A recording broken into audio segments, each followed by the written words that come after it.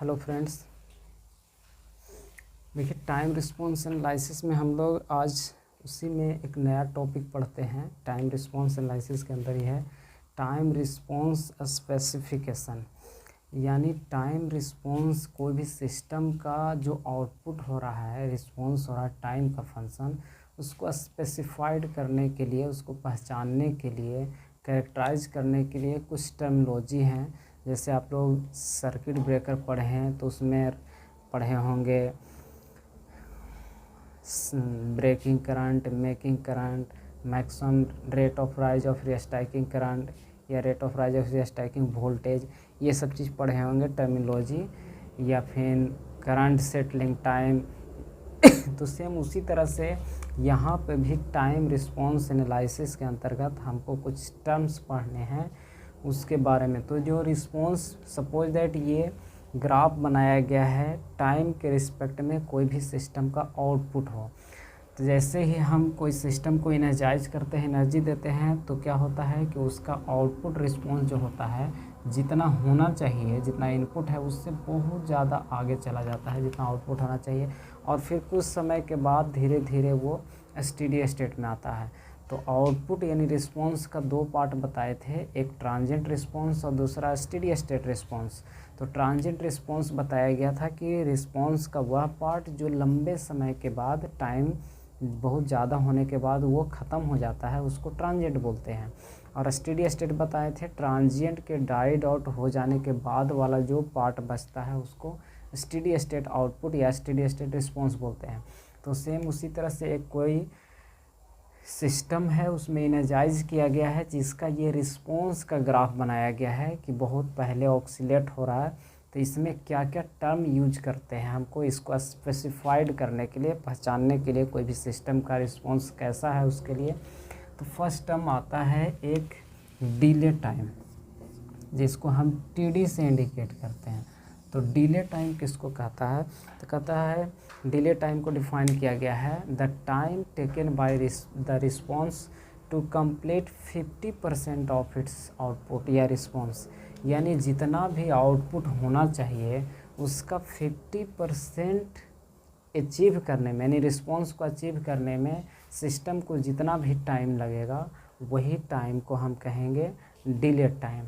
0 to 50%, यानी response को जब इनर्जाइज किया जाएगा, सिस्टम को जब इनर्जाइज किया जाएगा तो उसका जो रिस्पॉन्स आएगा, उसका आउटपुट आएगा, तो एक तो 100% जितना होना चाहिए उतना आउटपुट नहीं आएगा, धीरे धीरे इंक्रीज करेगा और वो ट्रांजिएंट के रूप में वैरी करेगा, ऑक्सीलेट करेगा। तो कहता है कि 0 से लेकर के 50% या फिर 0.5 बोले वैल्यू में तो 0 से 50% रिस्पॉन्स को अचीव करने में जितना टाइम लगेगा वो डिले टाइम कहलाएगा, और इसको टीडी से इंडिकेट करते हैं। फिर उसी तरह से अगला जो है राइज टाइम। तो राइज टाइम किसको बोलेंगे? तो राइज टाइम कहता है कि 0 से लेकर के 100%, यानी वास्तविकता में जितना होना चाहिए उतना आउटपुट को अचीव करने में जितना टाइम टेकन होगा कोई भी सिस्टम के द्वारा, वो राइज टाइम कहलाएगा। ऐसे राइज टाइम जो है वो अलग अलग सिस्टम के लिए अलग अलग है। जैसे 0 to 100% तो होता ही है फाइनल वैल्यू का 0 से 100% अंडर डैम्प्ड सिस्टम के लिए, और किसी किसी में 10 to 90%, 10% से 90% सिस्टम के आउटपुट को अचीव करने में वो है ओवर डैम्प्ड सिस्टम के लिए। यानी कोई सिस्टम ओवर डैम्प्ड है तो उसके लिए 10 to 90% आउटपुट को अचीव करने में जितना टाइम लगेगा वो टाइम को हम बोलेंगे राइज टाइम। सिंपल एक वैल्यू याद रखिए कि रिस्पॉन्स को, आउटपुट को 0 से 50% पहुंचने में जो टाइम लगेगा उसको डिले टाइम, और 0 से 100% पहुंचने में जितना टाइम लगेगा उसको राइज टाइम बोला जाता है। उसको TR से इंडिकेट किया जाता है, R सब्सक्रिप्ट में है, ये राइज टाइम हो गया।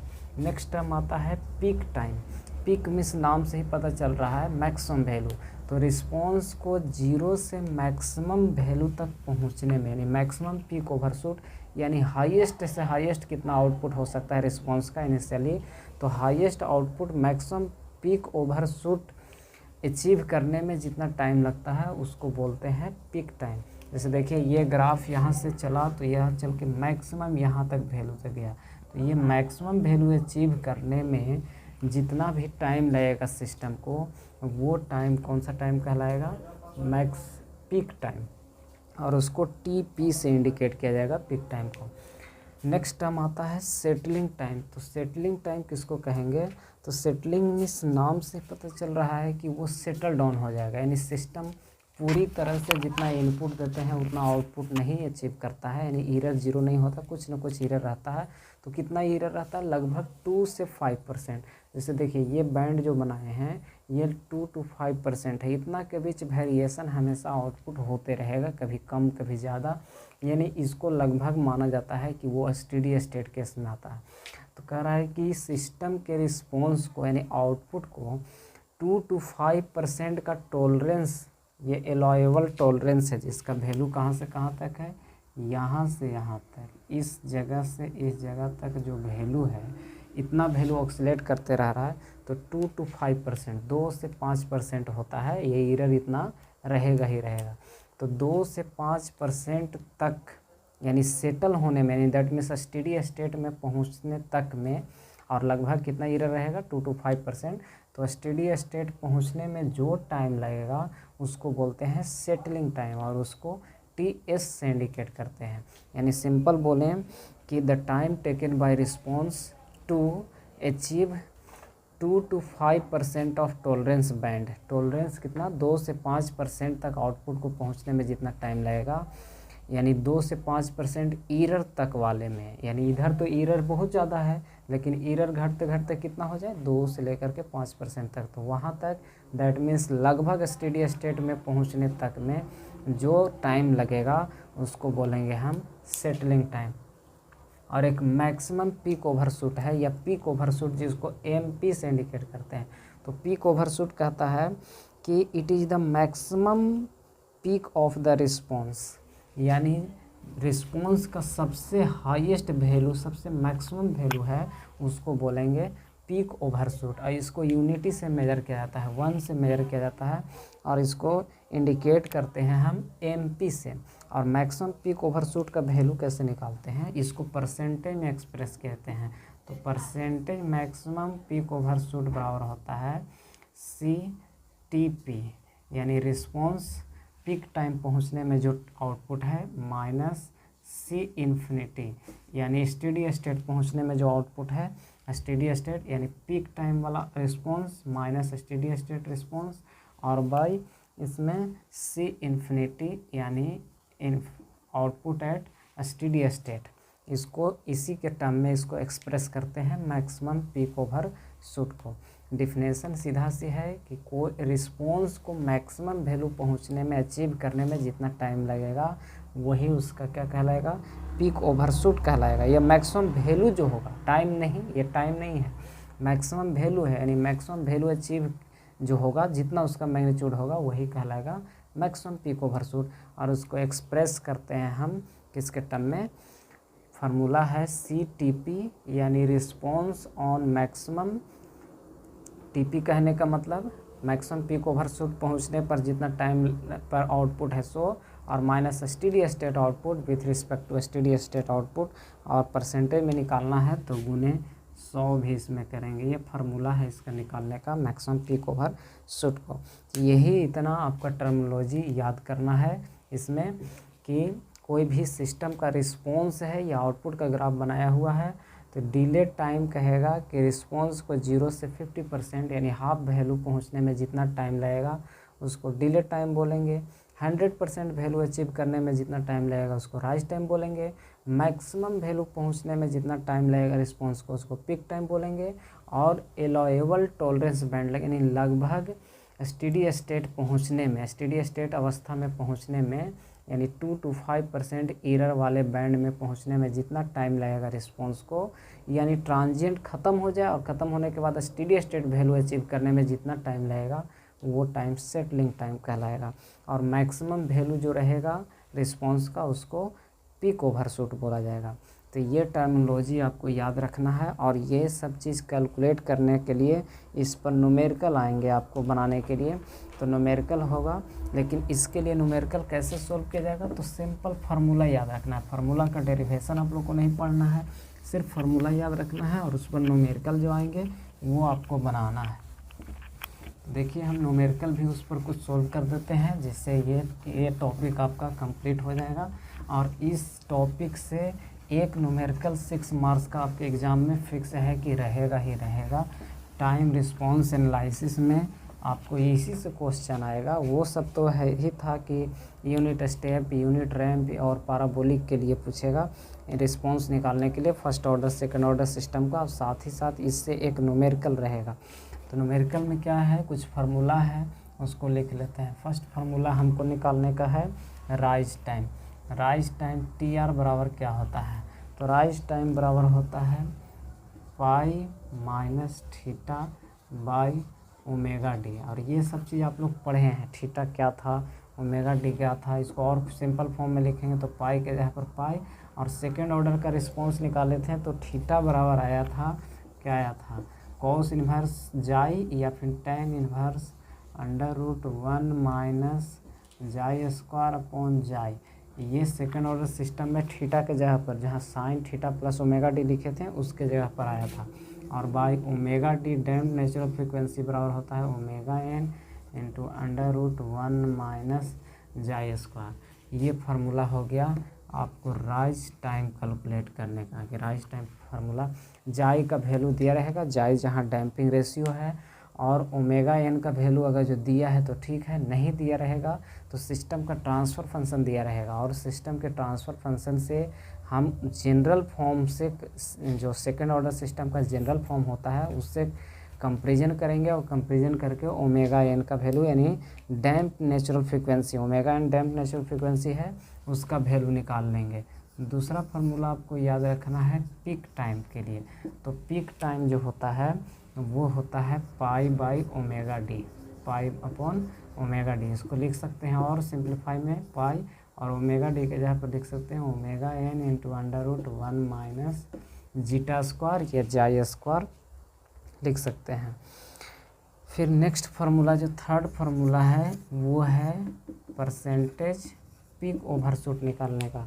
तो मैक्सिमम पीक ओवरशूट निकालने का फार्मूला जो होता है वो क्या होता है, e⁻ माइनस पाई जाई, e⁻ minus pi xi by √1 minus xi square. ये चीज़ ध्यान रखना है कि ये जो सारा टर्म लिखे हैं ये e के पावर में है, एक्सपोनेंशियल के पावर में है, e⁻ ये पूरा और इनटू फिर पूरे में इनटू 100%, 100 से गुना करना है।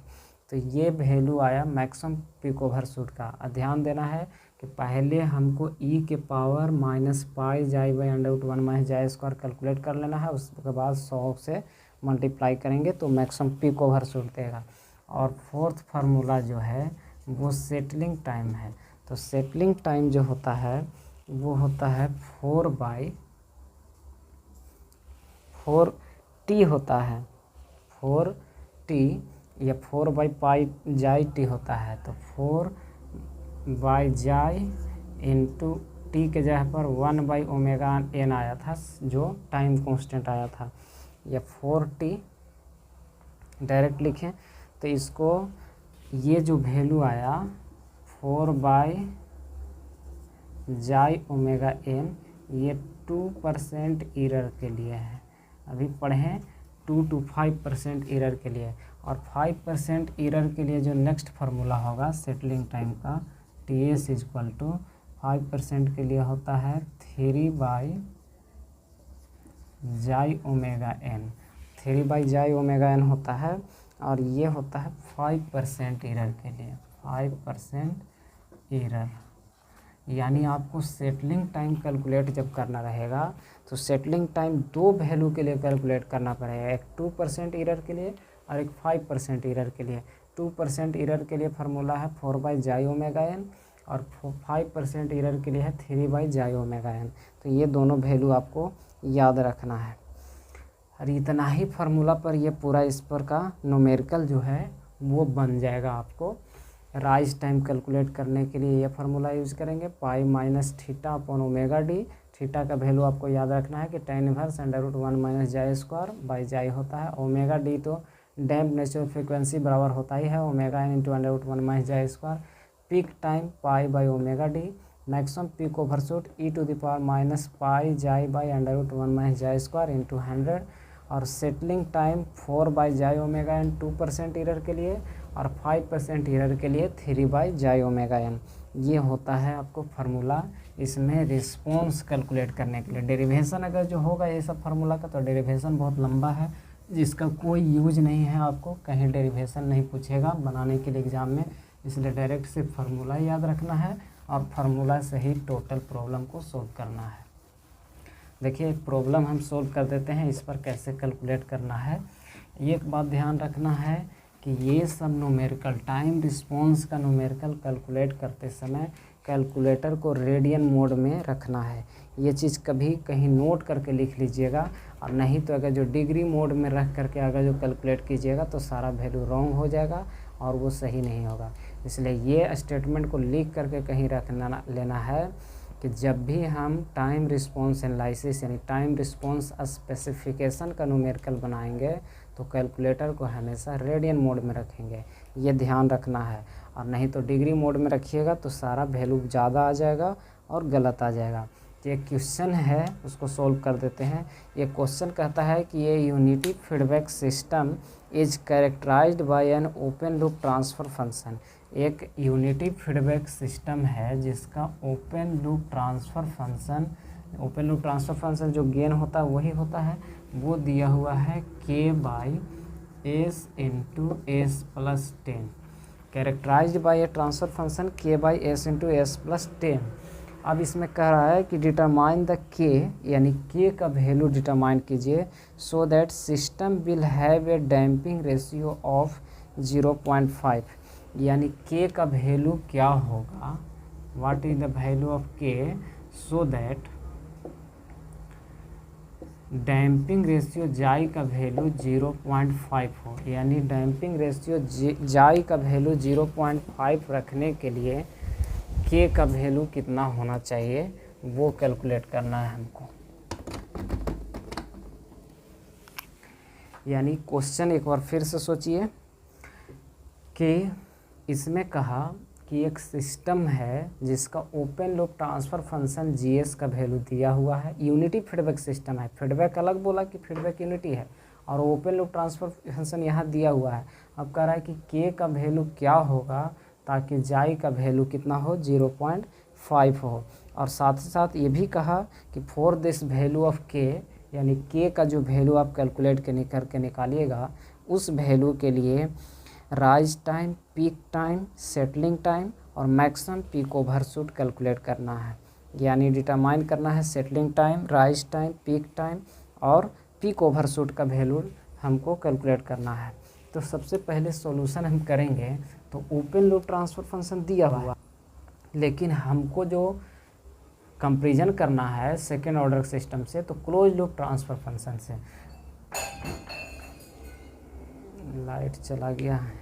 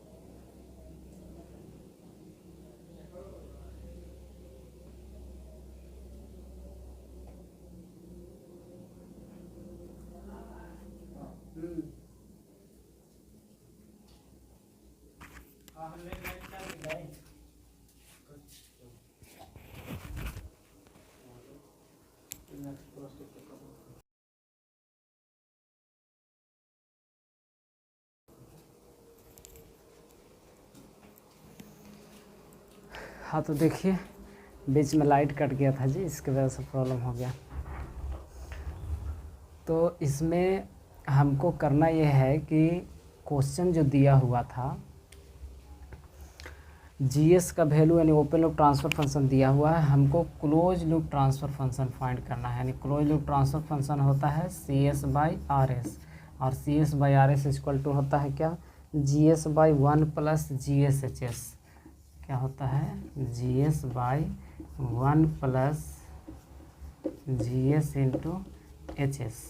इस फार्मूला पर रखिएगा तो GS का वैल्यू क्या है, GS का वैल्यू है K/S into S plus 10। GS/1 negative feedback के लिए प्लस लेते हैं और GS का वैल्यू फिर वही रखेंगे K/S इंटू S प्लस 10 और HS का वैल्यू फीडबैक, HS फीडबैक होता है जो फीडबैक यूनिटी दिया है तो यूनिटी फीडबैक के लिए 1 रखें। जब इसको आप सोल्व कीजिएगा तो सोल्व करने के बाद ये इक्वेशन क्या बनेगा, इक्वेशन आएगा CS/RS equal to CS/RS equal to आएगा K/ और ये मल्टीप्लाई हो जाएगा तो S² plus 10S plus 10, S² plus 10S plus 10 नहीं बल्कि ये गुना होगा K होगा 10S प्लस K, ये आएगा ट्रांसफ़र फंक्शन। अब जो ये वैल्यू आया इसको हमको कंपैरिजन करना है, किससे कंपैरिजन करना है, तो general form of second order. जाई का वैल्यू दिया हुआ है, डैम्पिंग रेशियो का वैल्यू 0.5, हमको के का वैल्यू फाइंड करना है। तो कंपैरिजन जब करेंगे हम लोग जानते हैं कि सेकेंड ऑर्डर सिस्टम का जनरल फॉर्म जो होता है ω/S²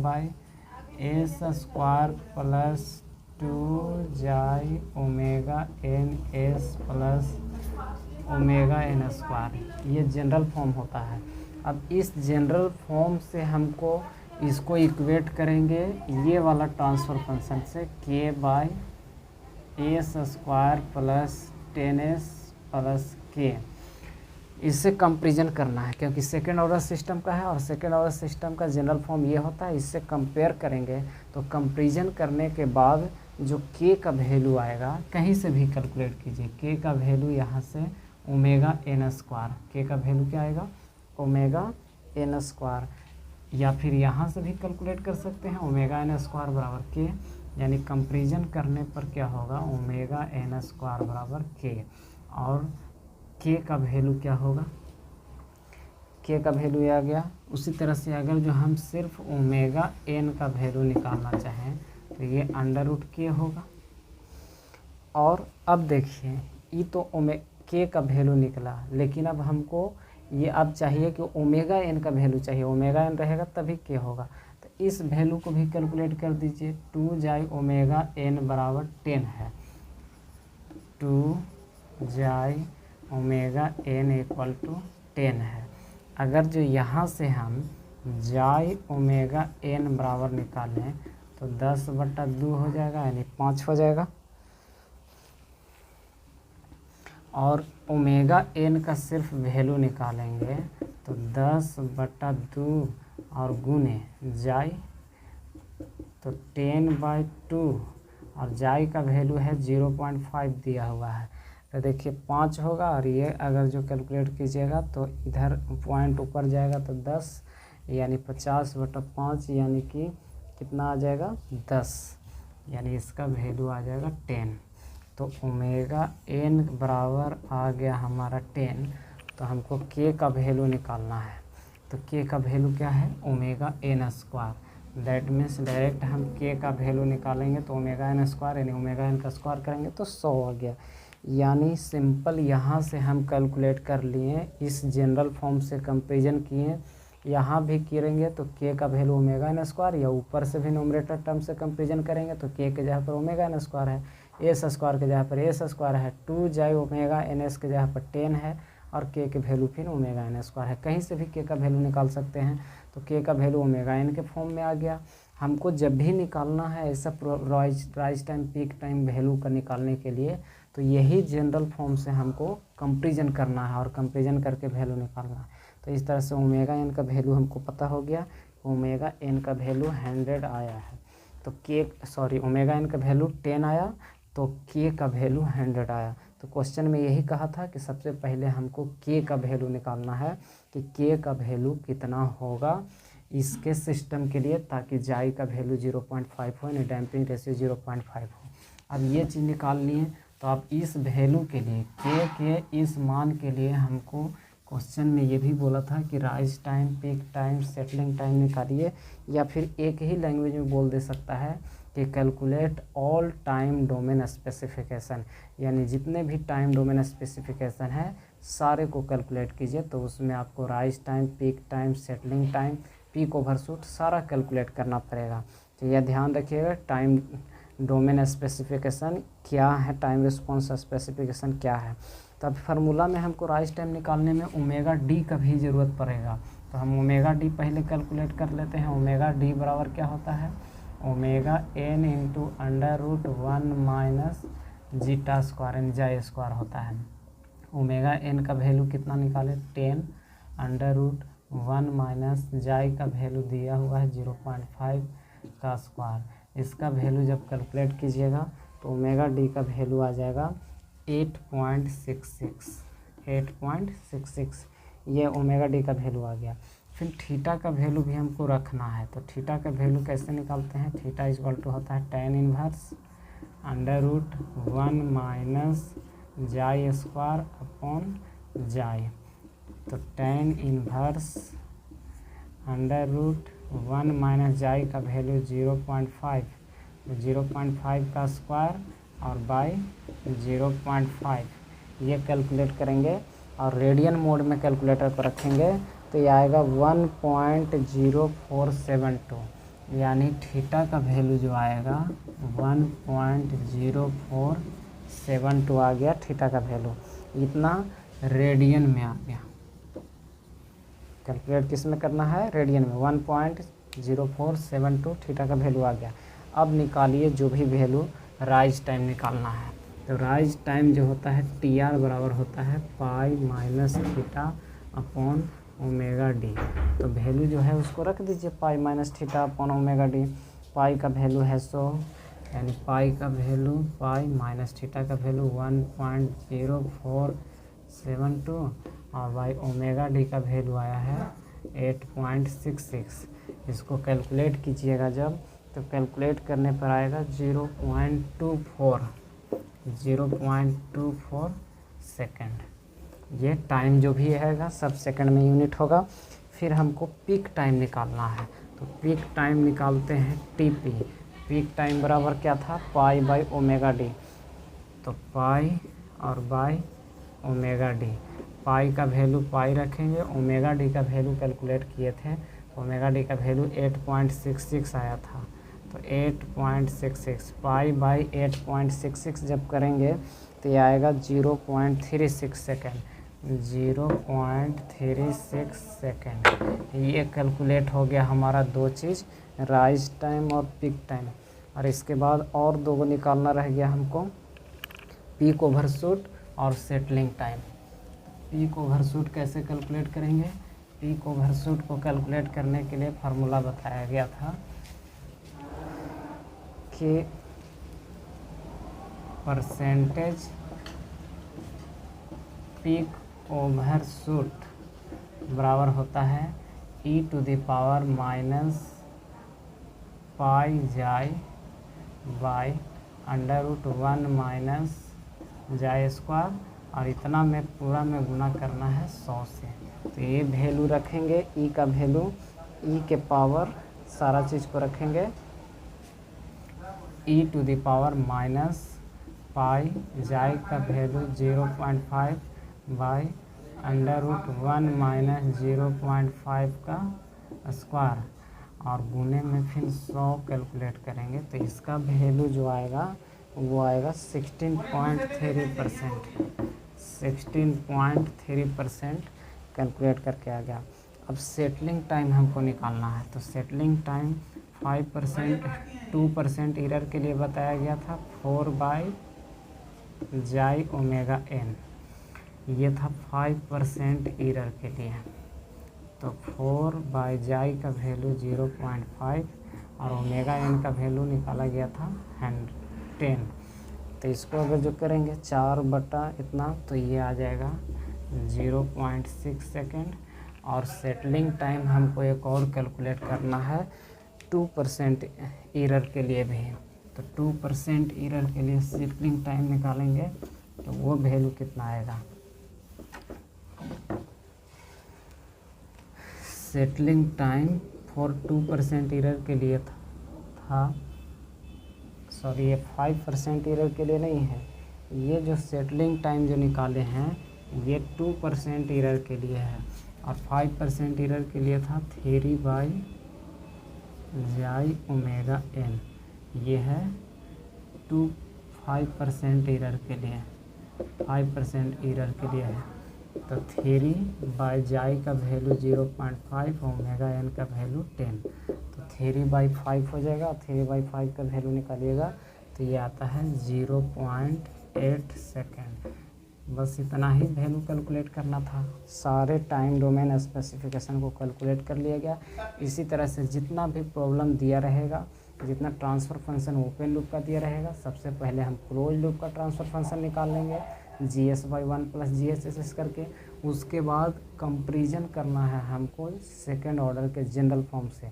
और जो चीज़ नहीं दिया हुआ है, यदि जाई का वैल्यू नहीं दिया रहता तो जाई का वैल्यू कैलकुलेट करते, लेकिन हाँ ओमेगा एन का वैल्यू पता होना चाहिए था नेचुरल फ्रिक्वेंसी का।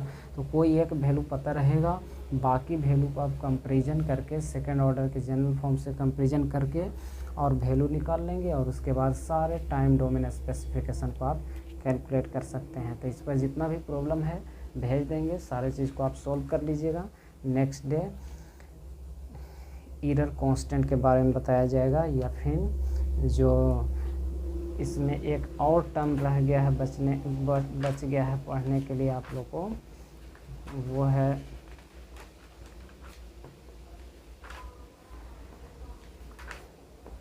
Mathematical expression for steady state error. तो क्लोज लूप सिस्टम के लिए स्टेडी स्टेट एरर क्या वैल्यू होगा, ये स्टेप फंक्शन के लिए, रैंप फंक्शन के लिए और पैराबोलिक फंक्शन के लिए, ये चीज़ तीनों का वैल्यू हमको निकालना है। जो लास्ट क्लास होगा अगला वीडियो आपका ये, और बाकी इस पर जितना भी प्रॉब्लम है आप सारा कैलकुलेट कर सकते हैं। ठीक है, थैंक यू।